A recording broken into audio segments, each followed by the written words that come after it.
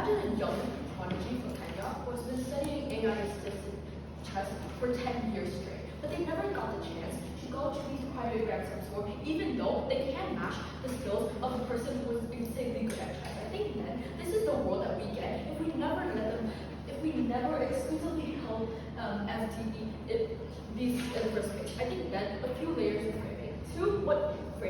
What does each side of the house look like? I think in our world then, it simply looks like this organization integrates freestyle formats into a unified chess ecosystem. That means that they unify everything to each other and make people feel like they're inclusive into this debate. I think that global rankings and qualifications and anti-cheating protocols, they will apply uniformly into these competitions. I think that innovation does happen under standardized rules that ensure the comparability and the fairness within the status quo. Secondly, in our middle world, I think freestyle events are run independently by private organizations with no coordination at all. I think that each organizer sets its own rules, its own eligibility, and tech policies. So thus, it does lead to incoherent formats at the end of the day.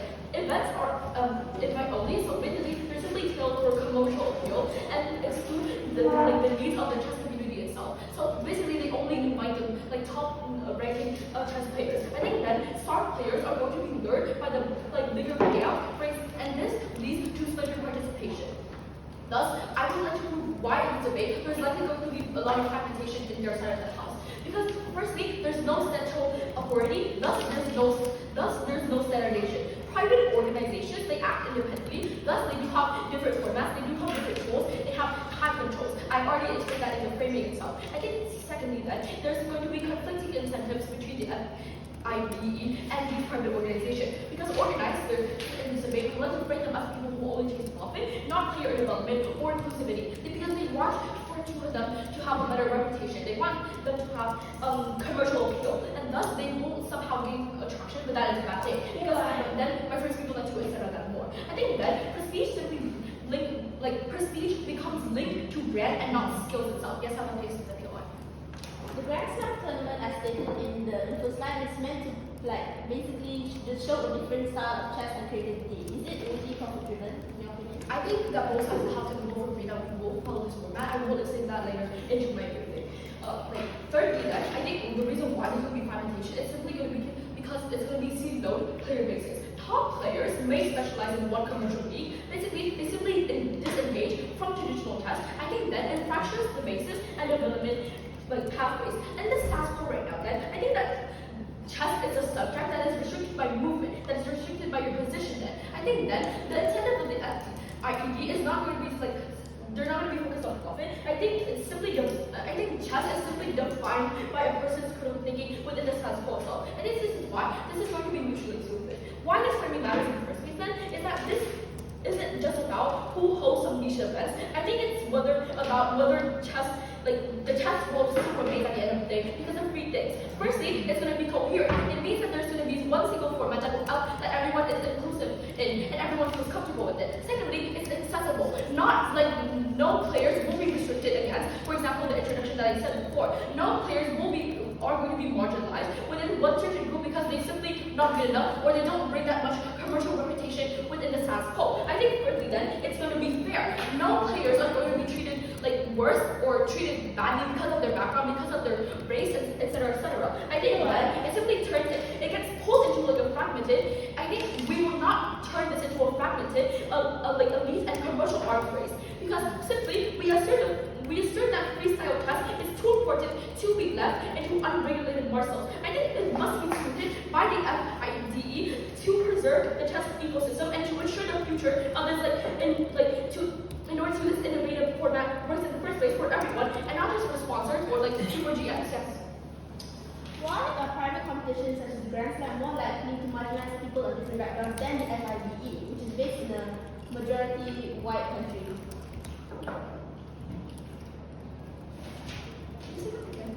Why would private competition be more likely to discriminate against people? My second speaker will try to talk about that. I think Thanks so much for the next speaker, please.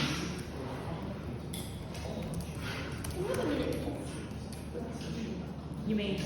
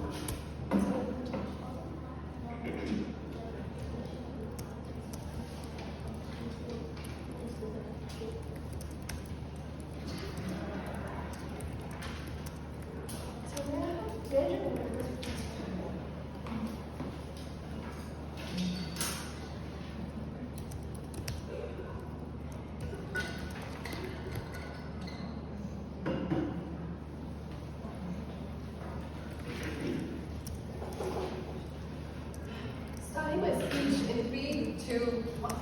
This house does not for a world where freestyle chess events are exclusively held by FIDE as opposed to the private Glam Slam tour, and here is why. Firstly, onto the burden, we slightly agree on the side. We believe that the burden on our side is to actually prove which side is able to create a better competition. What we define as a better competition is a competition that contains creativity, honestly, that helps chess players, not just their reputation, has more sponsorships, and has more talent. Now, the stakeholders in this debate are mainly FIDE, the people who want to run these chess tournaments, and also the Grand Slam tour, and who actually organizes Grand Slam tour, right?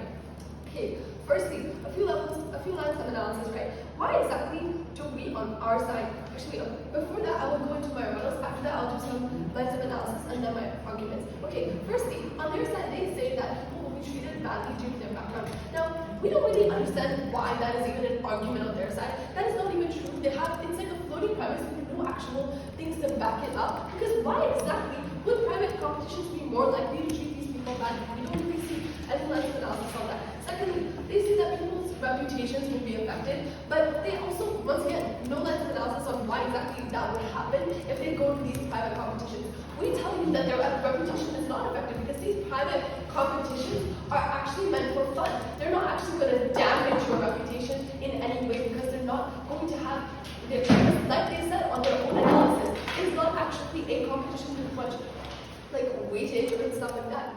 Okay. Now a few lines of analysis. Now on our side, why do we achieve the same and more, but just without exclusive restrictions, right? Okay. Firstly, now we all know that FIDE actually would work with Magnus Carlsen, who's actually creator of the Grand Slam tour, right? Now we would say that while we on our side we would have it still be arranged by Magnus Carlsen.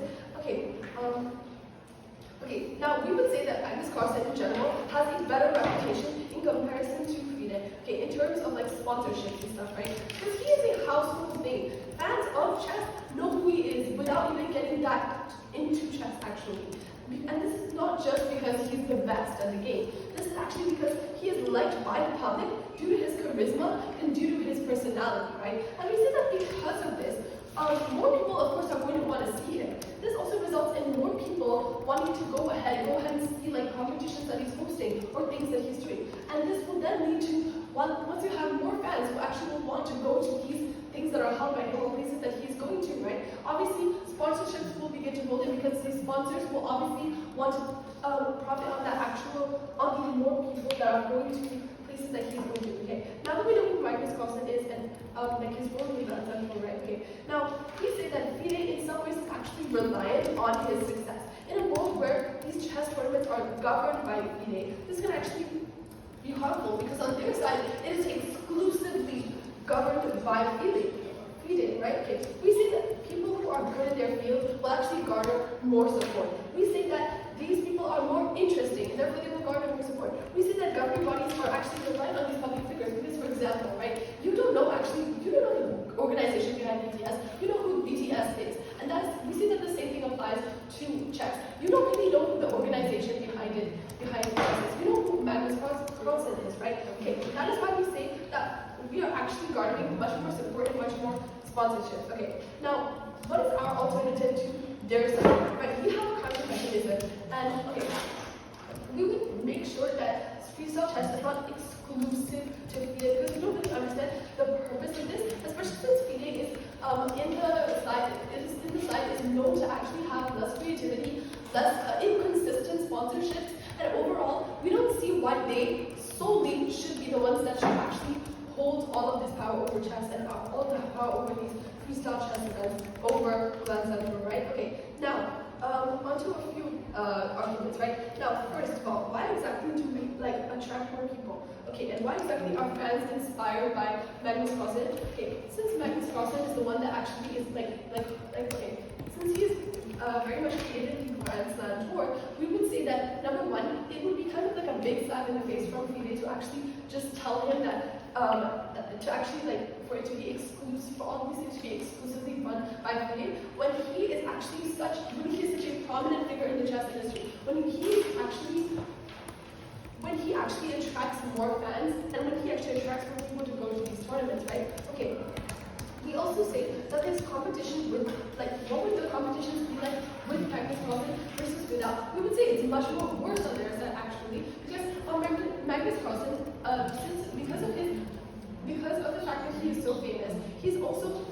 because he's promoting these freestyle chess events, he's actually promoting much more creativity, and therefore, because he is the one promoting it, that creativity from these freestyle chess events is going to get out to more people. It's going to get out to a bigger group of people, a bigger crowd of people, right? And we see that that is actually much more relevant and much more important.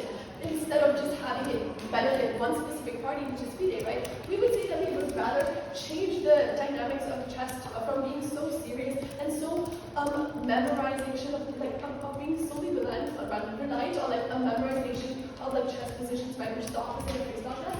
And that's when we see that we actually get that message out to more people by using by actually allowing the Grand Slam to be. Now on our side, at least now we would say on our side we are actually better because at least we're not exclusively not allowing Grand Slam Tour to actually have these freestyle chess events. We would at least not have, we would not be completely reliant on FIDE, because we see that FIDE, it isn't that much better as Grand Slam Tour. FIDE actually has like inconsistent sponsorship, so it could take at any moment. We also see that they have been known to actually have lesser people coming to their events because of, number one, the lack of creativity, and because of the fact that they don't really have much freestyle chess tournaments in the first place, right? And so it's basically like as though they're almost scaling that kind of idea that Grand Slam Tour was trying to use. Okay, overall, so what have I told you in my speech today? Firstly, I've told you a couple of lines of analysis. Why exactly Grand Slam Tour should not be taken out of the conversation when it comes to freestyle chess events. And thirdly, why exactly we attract more people and therefore get the message out of freestyle chess much more. Thank you, and on to you. Yeah, I'll turn it on back. Next speaker, you may start. Prepare.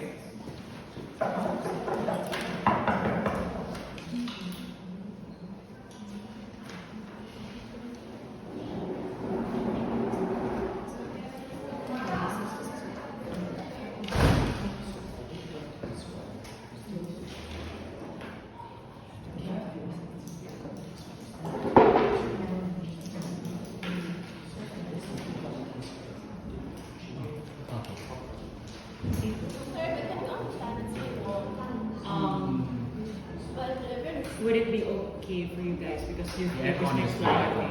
No, the aircon just came back on. Do you feel it? I don't really mind. I don't mind. No, I mean the aircon is back on. So I'm just asking if you feel the aircon. A little bit. Okay, that is it on. We start whenever you're ready, please.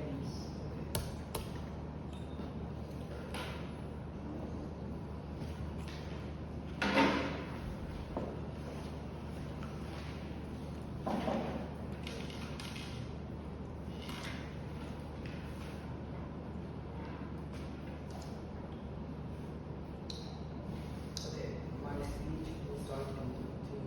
Panel, we believe that in this debate, there's some of the words that we have to prove. Firstly, why it is exclusively FIDE, but not any other chess battle, but chess bodies, right? And secondly, is why we're private, and secondly, and why would FIDE make these freestyle chess competitions boom at the end of the day, right?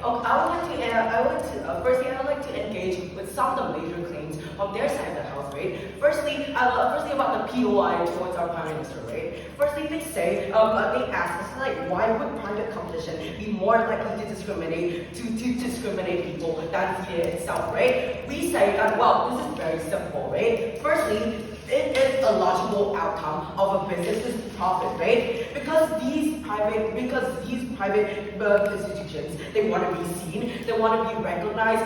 We say that as a result, they will only recruit the elite people, the people who actually bring them fame, and the people who actually bring them recognition, right? And that leads to discrimination, which my first speaker has talked not time yet. My first speaker has clearly talked about it a lot all the time, right? Second, they also made a claim on how chess will not harm reputation because it's just a fun game, right? We believe that this claim is not true for some of the reasons, or for some layers, right? First layer then, chess. We believe that chess is a very serious sport nowadays. In the status quo, chess is a very serious sport. Chess has a lot of impact worldwide, right? We believe that chess is no longer just a casual gameplay among friends, right? But the stakes for the players, the stakes for the federations and sponsors are high, both financially and in the terms of reputation, right? So even if freestyle chess is organized, in a way that favors certain groups or create inconsistencies, right? Then it harms that reputation of chess as a global sport and actually undermines credibility, right? But finally, they also say they also made an example about Magnus, and that Magnus can also attract more fans and reach more people than FIDE itself, right? We believe that this is not realistic and this is unimportant because why? One, Magnus is just a player. Magnus is just a people, and FIDE is an international body. It's an international government of chess players, right? So that means that based on my first week of categorization and the info side, that means that one, FIDE is much richer, they have much more resources, and second, FIDE is international, right? It is right, and also FIDE is a whole community, right? That includes many chess players, right? That actually includes chess players, right? Let's just set an example here that is not relevant to chess, but is relevant to this motion, right? If I were handing some Eugenes, and if I were handing you Eugenes, of course I'm very popular, right? But I still belong in the label called high label, and that label has more reputation than me. That's basically the relationship between FIDE and Magnus.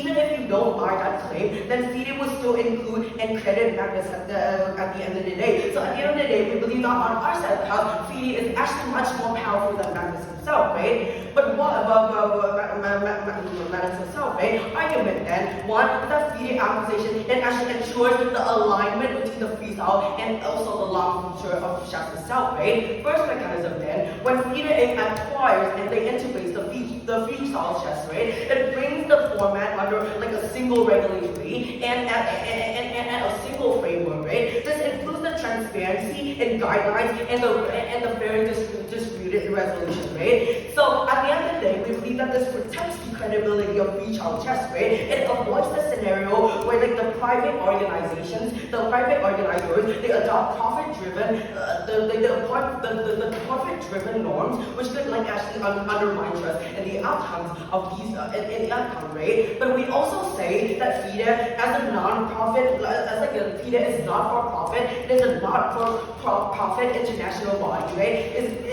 FIDE is structurally accountable for national federations and also grassroots development, right? So once it acquires the freestyle chess, right, it has the incentive to design inclusive qualification pathways and actually invest in framing infrastructure, right? What's the impact here? It avoids what this means, it avoids the already privatized Grand Slam tournament, the risk of reinforcing elitism, right? Instead, it can scale, of course, they can scale their access across the region and levels, and they can turn the freestyle chess into a legitimate and into a merit-based branch of competitive chess, right? But we also say that precedent exists, right? And the status quo in other formats, FIDE actually uses open qualifiers, right? The system is built into the operational model and would be ported into the freestyle chess, right? The private Grand Slam, they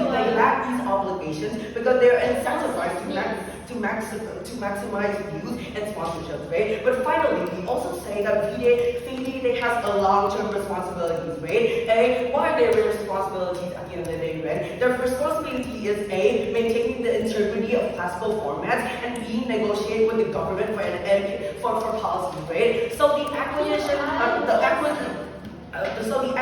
it gives the ability to regulate how freestyle chess it fits into the chess global reputation, right? And particularly like around the fairness and competition overall, right? The impact here is that FIDE they can ensure freestyle complements rather than like the legitimacy of normal chess,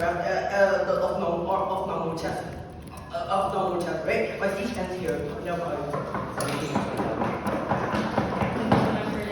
Going on to the next speaker. Before we proceed, just a reminder for all debaters that when raising a POI, you just either raise your hand or say POI, no more, no less.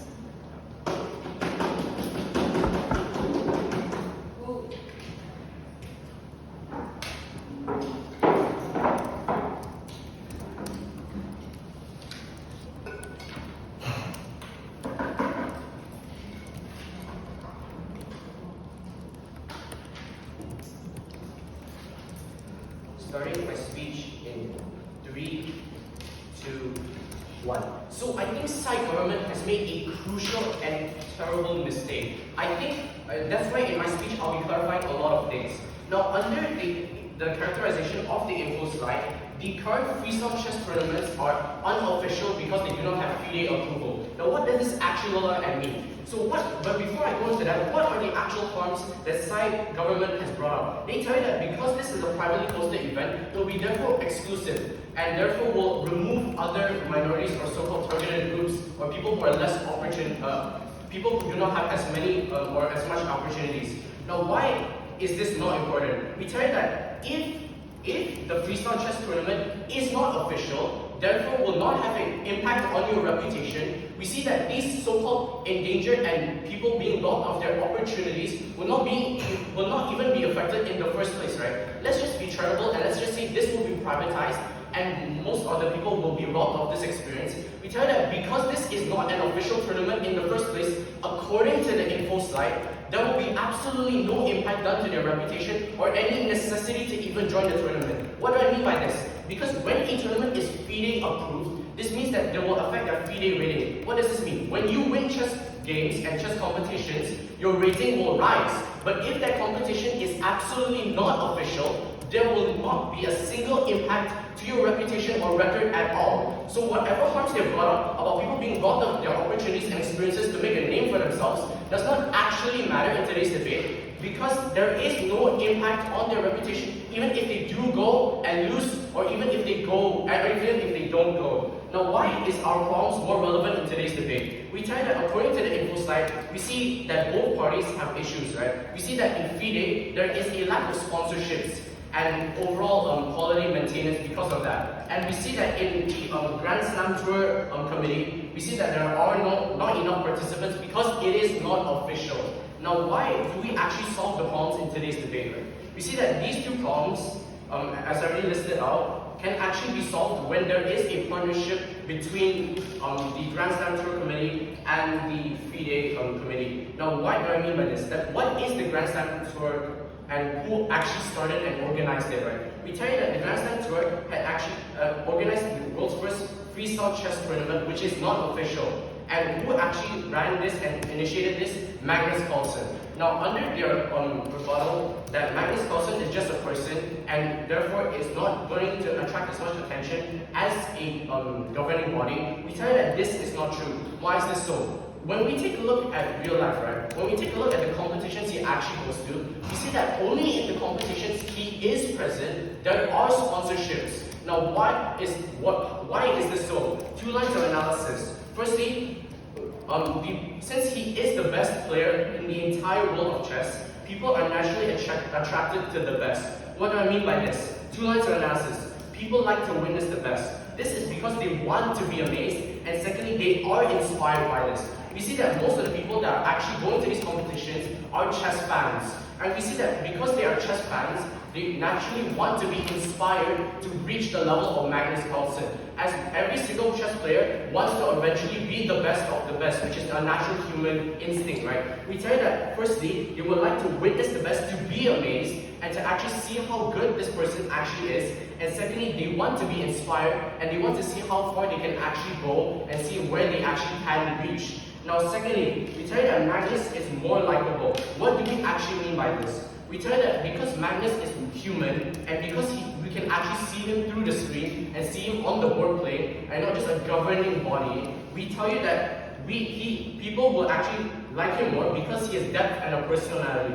What do I actually mean by this? Two lines of analysis. We tell you that people like depth because it gives entertainment to them. We tell you that when we take a look at Magnus Carlsen participating in different chess tournaments, we see that he's always late. We see that he's only 10 to 20 minutes late even after the match has started. And we tell you that even though he was late and he does come with like a ruffled shirt, we still see him winning these games flawlessly. And this gives depth and personality to his character and entertainment to the spectators themselves. We tell you that people not only like him because he's the best, and people don't only watch him because he's the best, we tell you that people also watch him because of his personality and how he reacts to being the best. We tell you that it is because of these small things that Magnus does that he actually creates depth and personality into his character themselves, which people and audiences buy into a lot. Now, even if you do not believe that we actually solve problems that are more relevant in today's debate, let's just take a look at what they have actually brought up, right? We tell you that SIDE government has firstly brought up, which we've already absolutely destroyed, that people will be robbed of opportunities. But let's just say that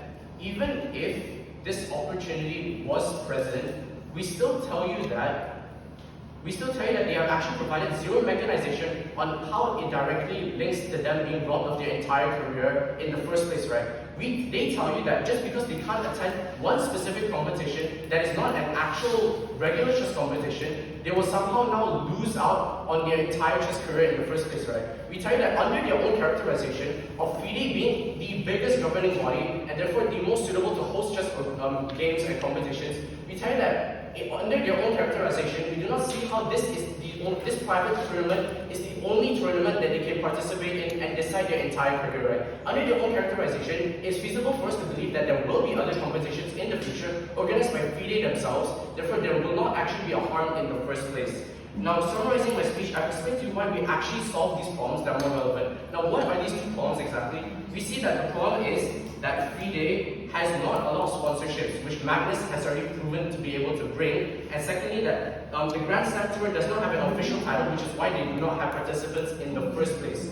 Now, we tell you that why we actually solve this problem is that firstly, I've proven to you why public figures attract more people in general. Therefore, when there's more people going into competitions, sponsorships are more likely to occur. Why is this so? It's because sponsorships are like advertisements. They want more exposure and they want as much exposure as possible. Therefore, with Magnus being the lead organizer of this event, people will naturally flock to this event. And when people naturally flock to this event, which we've already established will happen, there will be more sponsorship because they want more exposure. So this is why I've never been brought to the club. Thank you so much for that speech. Next speaker, please.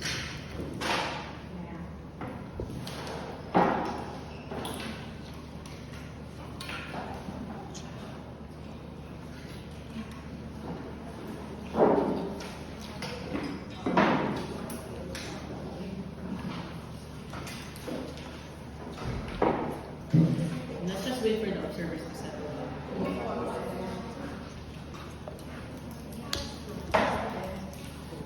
Alright, can we start whenever you're ready? Yes, I want to reread the info story.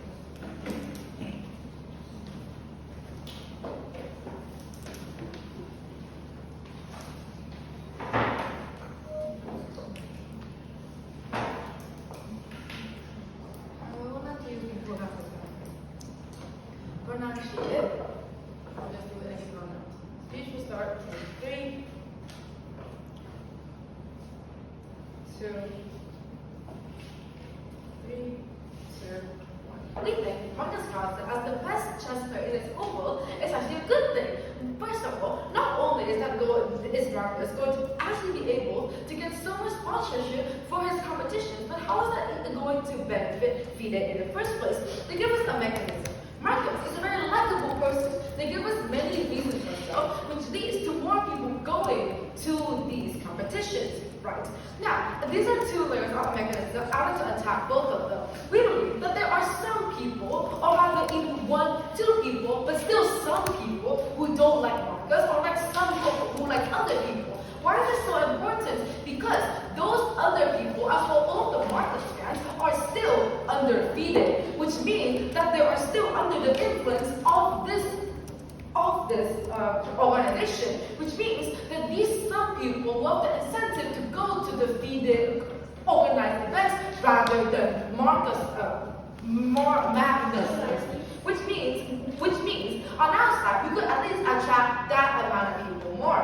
And also, we believe that this Magnus knows the Grand Slam Tour. Not only is Magnus just a person, which means that he does not have the capability to host a lot of these Grand Slam tours over a lot of other places. This means that they cannot reach the people who can.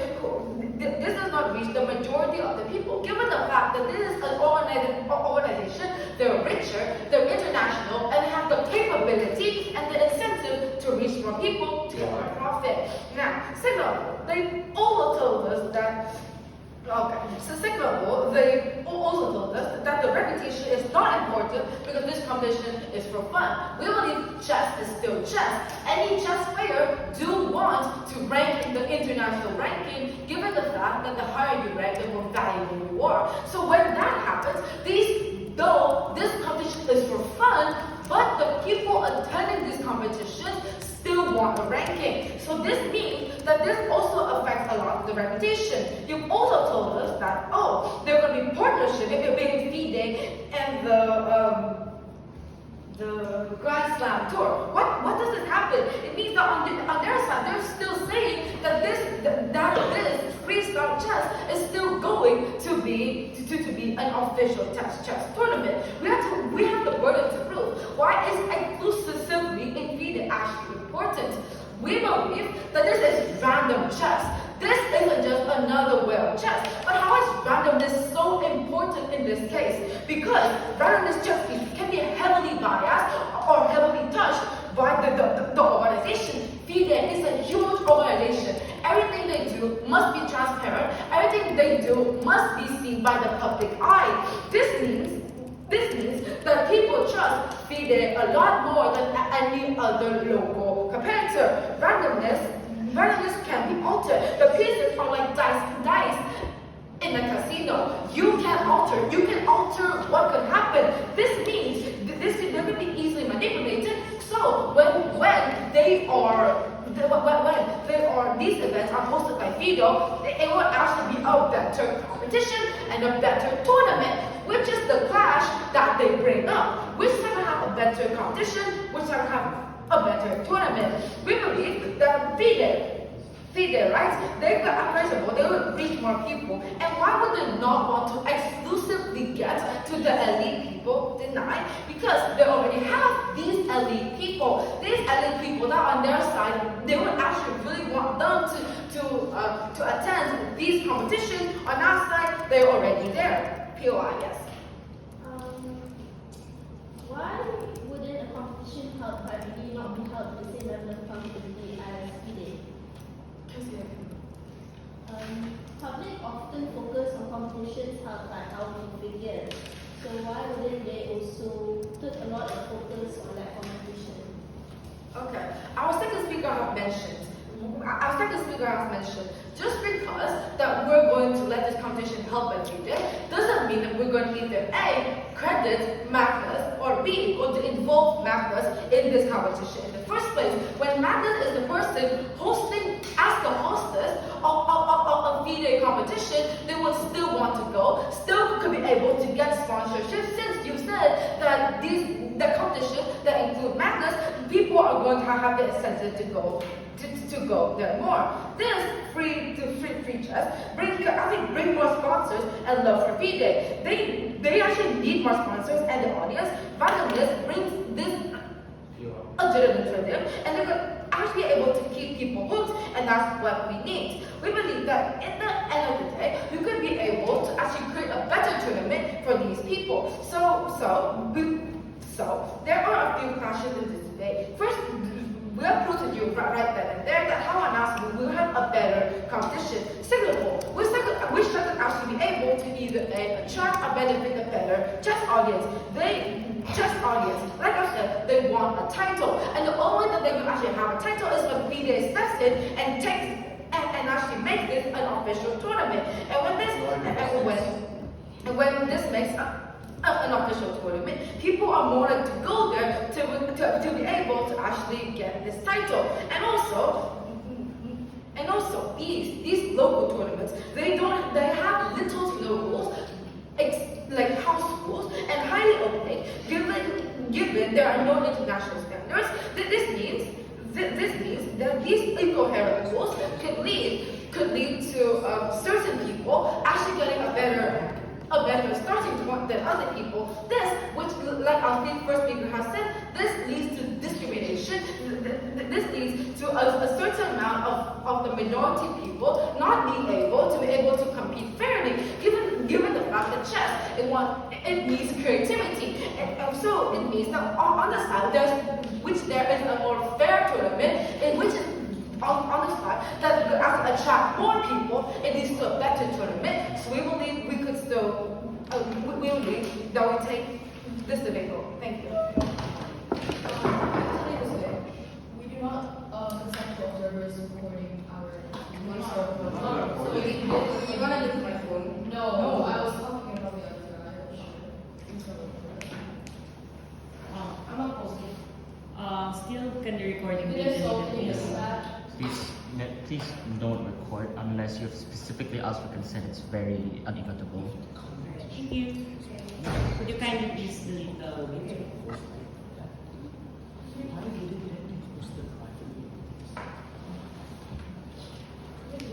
Would you guys like to check if the video is on? Alright.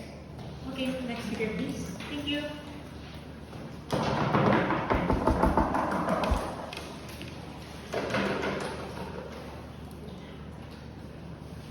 We start never here.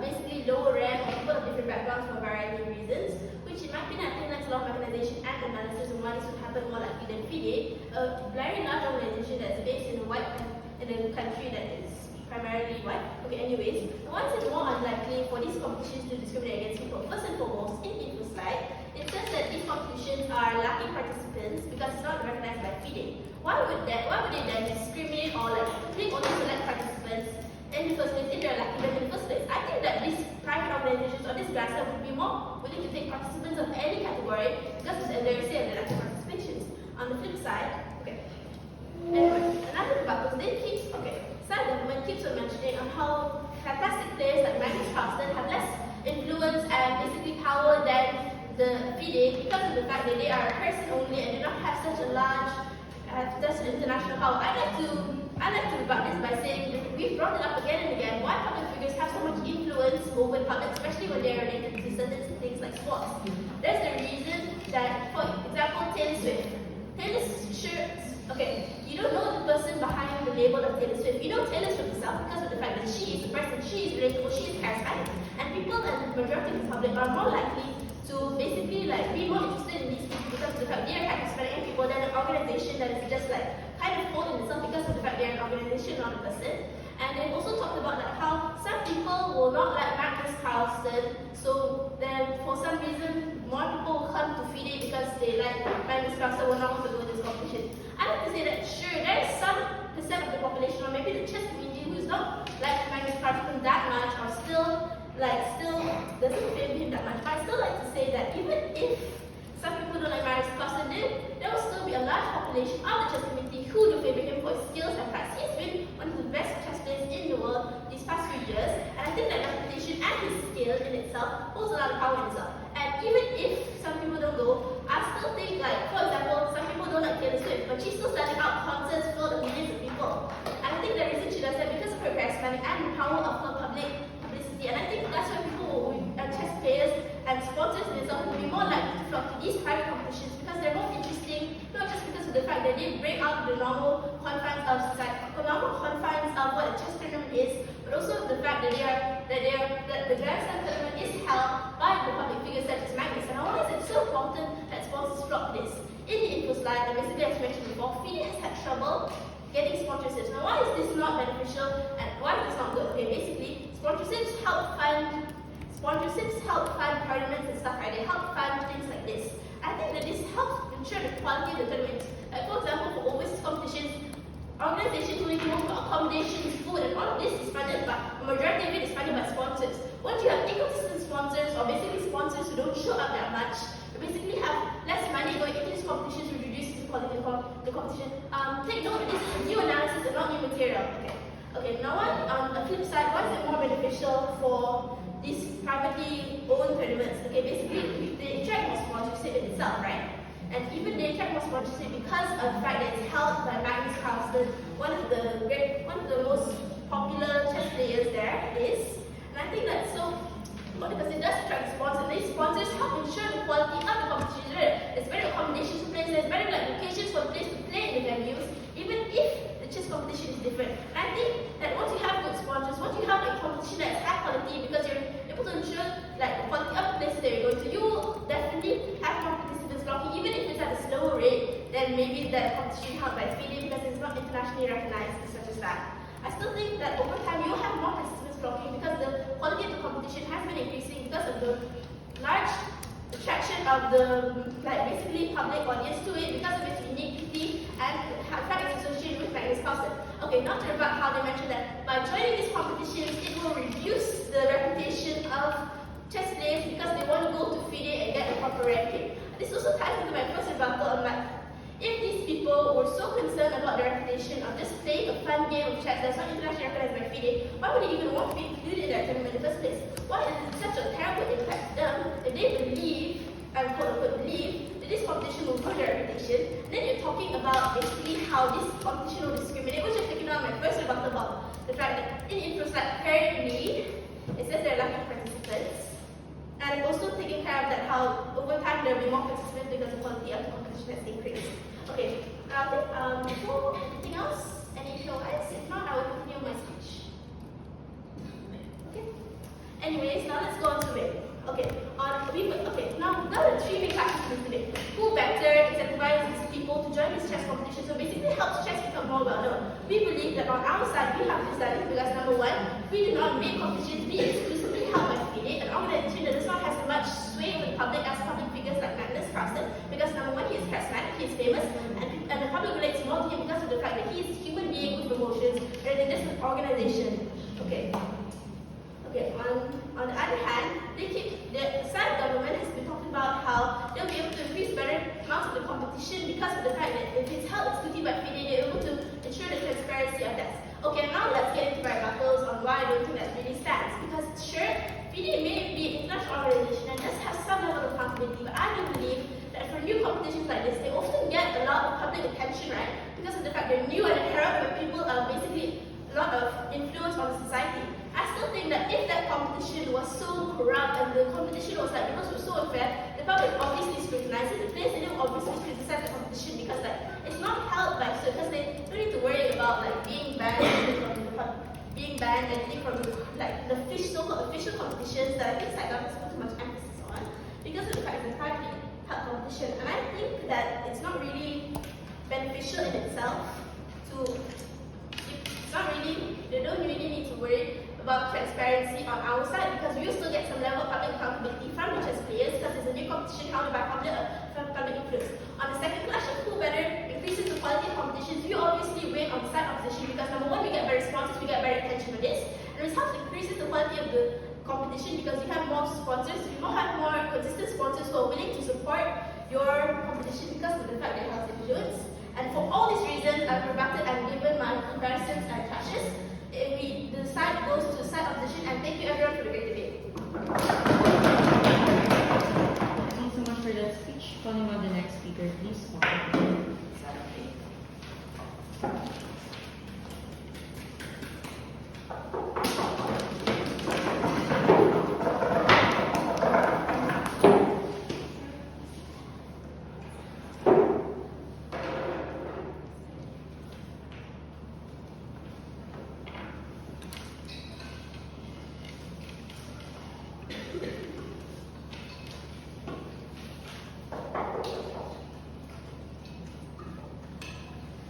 Starting my speech in 3, 2, 1. So why do I think side opposition has taken this debate by a landslide? Two major things. Firstly, which problems and harms that have been brought up by both sides are more relevant and should be prioritized? And secondly, which side actually solves these problems better? Now, according to relevancy, what has side government brought up in today's debate? they first tell you that because this will be a privately hosted event, therefore it will be exclusive. What does this actually mean and what do they impact? They tell you that the impact of this is that they'll be disregarding opportunities of people who need it, right? They tell you that they'll ruin careers and lives. However, I've already rebutted in my previous speech that since under the characterization of the info site, since this competition is not official, therefore will not have any harms or impact on your reputation, whether you do good or not, we tell you that this harm actually does not manifest. Now, even if this harm does exist and the opportunities are being stripped away from joining this competition, we still tell you that they do not actually prove or mechanize how this is the sole competition that will decide your entire life and career for the years to come. We tell you that under their own characterization, since FIDE has so much capacity to run these tournaments well, we tell you that there will obviously be a lot more competitions for the times to come. Therefore, this sole competition, by them not attending it, they actually haven't, not only have they not actually proved why this is so unique to attend, and secondly, we tell you that they can still participate in other competitions that actually benefit their reputation. Now, third of all, they actually provide no mechanization onto why this is more unique and better than our own countermech. What is our countermech exactly? In my second and third speech, we have told you why a partnership with FIDE and the Grand Slam Tour would be beneficial. Why is this so? 2 layers of analysis. We tell you that on the basis of solvency, right, which actually solves the problems of today's debate. Since I already proved to you that the problems and the harms that they have brought up is not really relevant in today's debate, what are the actual problems that we should prioritize and care about? We tell you that there are 2 major problems. According to the info slide, we tell you that firstly, the Grand Slam Tour has a lack of participants because it is not official yet. And we tell you that secondly, the FIDE committee does not have enough sponsorships. Now, what do we actually say and how do we actually solve this, right? We tell you that firstly, Magnus already has a huge favor to the side. Why is this so? People already like Magnus, and Magnus is already relatively popular in the chess community. Why is this so? We tell you that most of Magnus's fans are chess players, therefore are more likely to watch him. And not only that, but people actually have an incentive to watch good players or the best of the entire world because of 2 reasons. Firstly, they want to be inspired by this because they want to actually see how far their career can go. And secondly, they want to be amazed by the talent that they can actually witness, right? Now, secondly, even if they do prove that our countermech will not work as Magnus is not as great as the so-called FIDE, we still tell you that there is actually no urgency or harm if we still partner anyway. We tell you that since they, under their own characterization, that FIDE has so much capacity to run all these all these tournaments and organize them, since under their own characterization of FIDE, we tell you that there's still actually no inherent harm of combining them anyway, right? We still tell you that with Magnus's fame, even if it is discredited, we still tell you that there is still no apparent harm if FIDE has the capacity to do this anyway. So we tell you that why we win this debate is that we not only prove that Magnus has already a lot of attention, therefore will attract sponsorships for more exposure. We also tell you that since under their own characterization, that FIDE does have the capacity to do this and to run these competitions smoothly, we tell you that there are actually no inherent harms. And even if they do say that, oh, now that it is an official tournament, there will be opportunities being stripped away. However, we challenge them and say that since this tournament is official under FIDE, are they actually attacking FIDE themselves, which they have credited so much? And with that, I'm proud of it. Next and last speaker, please.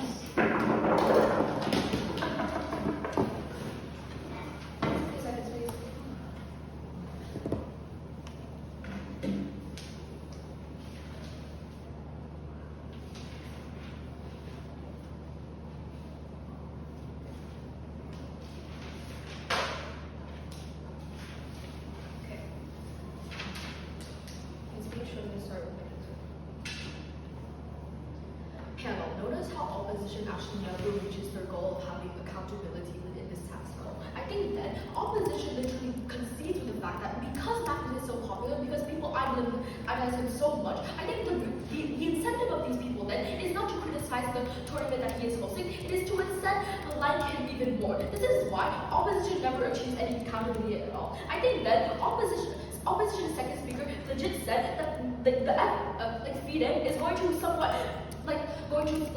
collaborate with the Grand Slam Tour, and thus I think this is not just a fun tournament anymore where people get to play chess, where people get to have fun. I think it's also going to affect both sides' health reputation, both FIDE and both rest I'm poor. I think then the main thing that I want to talk about in my reply speech is about profit motivation versus the social responsibility. I think people, private organizations are businesses. I think the primary goal is to have profit. Basically just attracting the largest, the primary selling sponsorship, maximizing the media attention. Thus, it leads to two different things. Firstly, they choose players and formats that will generate the maximum visibility and the maximum excitement to this. And secondly, marginalized players often lack name recognition or media appeal due to the systematic inequalities that is caused by this. I think that using the different side against opposition, that literally says because this is not an official competition yet, that these people would like to get that reputation and that thus would want to turn it into official competition in the first place.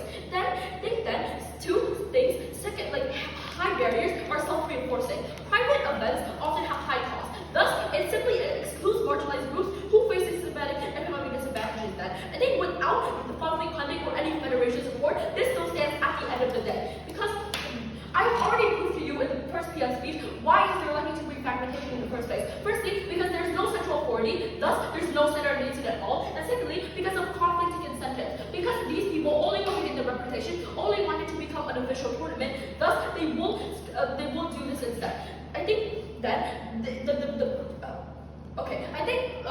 one argument that was from opposition that was brought up is that it won't harm your reputation at all because it's not official. I think it still does if we do follow what they said about how these people are going to collaborate with the tournament, it's simply a serious sport with a global impact. If we talk about the status quo that was mentioned in PM, then it's a subject that is restricted by movement, it's restricted by your own position. Thus, it is defined by that. I think that chess is no longer just a casual game that is played among friends because the stake for players, federations, sponsors are high both financially and in terms of reputation itself. Because if freestyle chess is organized in a way that favors certain groups or creates inconsistencies within that certain community, then overall just harms the reputation of chess as a global sport and thus undermining credibility then. I think because then, I think it's going on with the argument then, I think this argument simply misses the point of why governments and structure in chess matters in the first place. Whether it's an event is official or not. Because the idea that unofficial tournaments have no consequences is simply naive. Because freestyle chess events itself, regardless of their official status, contribute to the visibility and the perception of chess as a sport. I think that most in the house want to achieve which tournament has more. I think then proposition would like to stop here.